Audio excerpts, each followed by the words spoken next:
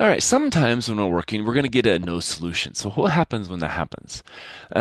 This one has no solution. So if we think about two numbers that when we add together to give 10 and also add to get 5, no such number exists. Because if we take two numbers, add them to 10, two other numbers, we add them to 5, that really has no sense in it because you can't do that. And so what we're going to do is we're going to multiply the bottom by a -1, and then we're going to add the two equations to obtain the following. So what we're doing is we're kind of going about this two ways. To solve this, what I would probably do is I would multiply, the bottom equation by the -1, and so then so x minus x would be 0, but then what happens is y minus y is also 0, and as we see, we get 0 then is equal to 5. And when 0 equals 5, is that a true statement? Well, 0 is not equal to 5. That's a contradiction. It's false. So a lot of times we'll just say false. And so then once it's false, we just say there's no solution. And if you actually drew graphs of the two lines, they're going to be parallel lines. So the system is called inconsistent.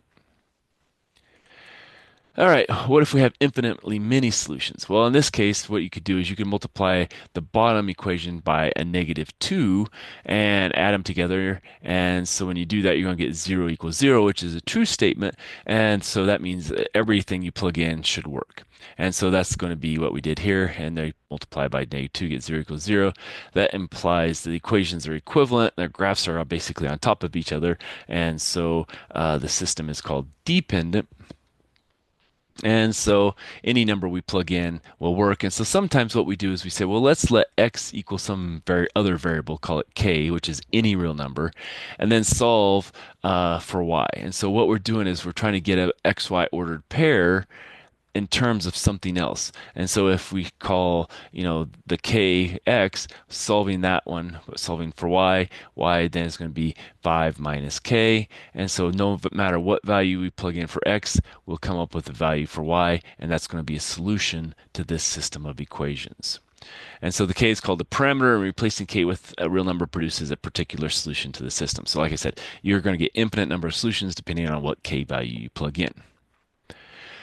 All right, so let's do this example. Jasmine wants to use milk and orange juice to increase the amount of calcium and vitamin A in her daily diet. An ounce of milk contains 37 milligrams of calcium and 57 micrograms of vitamin A.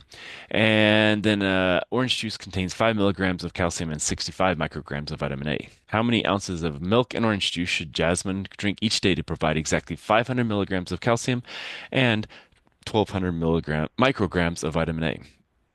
Okay, so basically we have to summarize this, and you can do it in a table, you can do it just in however you want to, but this is kind of what we're seeing here. So the calcium is 37 milligrams per ounce in milk, 5 milligrams in orange juice per ounce, and you need a total of 500. Whereas vitamin A is 57 micrograms in milk, 65 in orange juice, and you want a 1200 total grams needed. So let's let x, because we're always going to use x and y majority of the time because that's just the easiest way to do things. And so we're going to let x represent the number of ounces of milk, and y is going to represent the number of ounces of OJ. So this is going to be kind of our x column, and this is going to be our y column, and then we're going to say that is going to be equal to that. All right, so then we need to write it out. Well, it's going to be 37 times x plus 5 times y is equal to 500, and 57 times x plus 65 times y is equal to 1200. So that's going to be our values. And so probably the easiest way to do this would be elimination, because otherwise you have to divide by 5. When you divide 37 by 5, that's not a nice number. And so we're just going to say, okay, well, let's multiply the top equation by -13, because if we do that, that's going to eliminate our y. Once we add those together, we get this. And once we divide by 424, we get 12.5 for x. And so then we plug that into either of the first equations, it doesn't matter which one, and we solve, and then we end up with y is equal to 7.5. Okay. So she should drink 12.5 ounces of milk and 7.5 ounces of orange juice to meet her dietary goal. So that's kind of how it works. And again, you should go back always and recheck these, but with lack of time, sometimes I do, sometimes I don't. In this case, if we do 12.5 is going to take that times our 37 and we get 462.5, and then the other one is going to be 5 times the 7.5, we get, well, wait, calcium and 712 micrograms of vitamin A. So I've lost where I was at. So then, yeah, so 65 times that, sorry. So then is times that, and that gives us 712.